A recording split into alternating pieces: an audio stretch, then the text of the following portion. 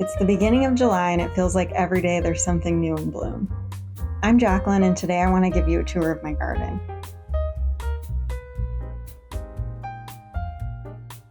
Our house has two smaller yards flanking either side with a pathway connecting the two. For this side of the yard, we decided to put in a gravel patio with a deep border that felt a little bit British.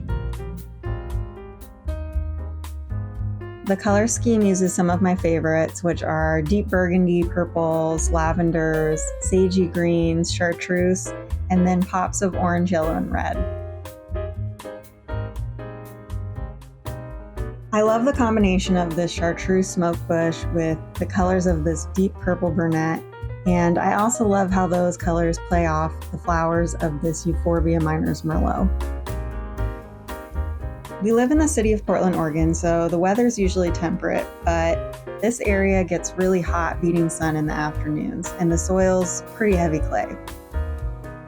I didn't do a lot of amendment to the soil when I first started out because I didn't really know what I was doing, so the things that survive here are kind of a surprise sometimes.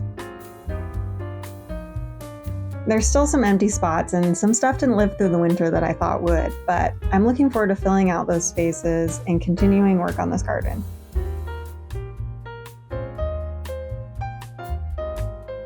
Connecting to the patio is a long walkway, and in this back corner, I have some of my favorite new perennials. There's this 5-seeded plume flower that I just think is so interesting looking and I love the colors.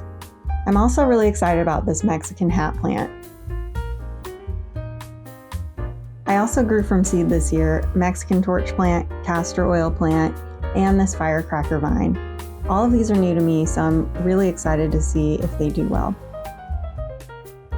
This was my first time planting up a big pot like this, and I'm not sure I did it right, but I'm sure I'll learn something for next year.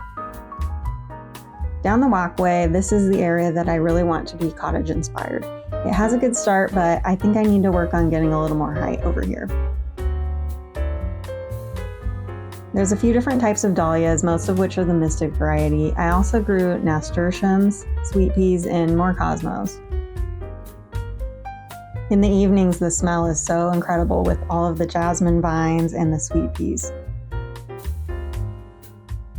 I grew a bunch of foxgloves from seed this year, and the packet said that they were supposed to all be bright pink, but this one looks a little white to me. This other foxglove is also a little bit less magenta than some of the other blooms have been. The edges bleed into a cream color, which I do think is really pretty. I've tried a bit in the past to mix in some produce among the cottage gardening style plants, but I haven't really been successful. I definitely want to try it again, but it won't be this year. At the end of the path, I have lots of borage, and I love how easy it is to grow. I'll definitely be growing it every year from now on. I keep my cold frames at this end of the path, and I still have a few things in there waiting to get planted out. This echinacea has been in here for probably 6 months at least. There's dill and dill bouquet, and this is nigella, but I don't remember what the variety is. This is hibiscus mahogany splendor. I'm not sure if it can survive a frost, but I think I'm going to try and keep it in the ground this year and see what happens. At the other side of our house is our covered patio, and this area is woodland inspired. My husband has more control over what lives here, and he really likes shrubs, so there's a lot of those. I think the woodland inspired feel is going to look really great with this patio and maybe shaded a little bit from the sun.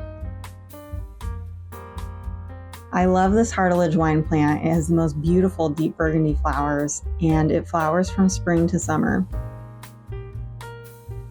I grew white cosmos and bishop's flower from seed this year, specifically for this area.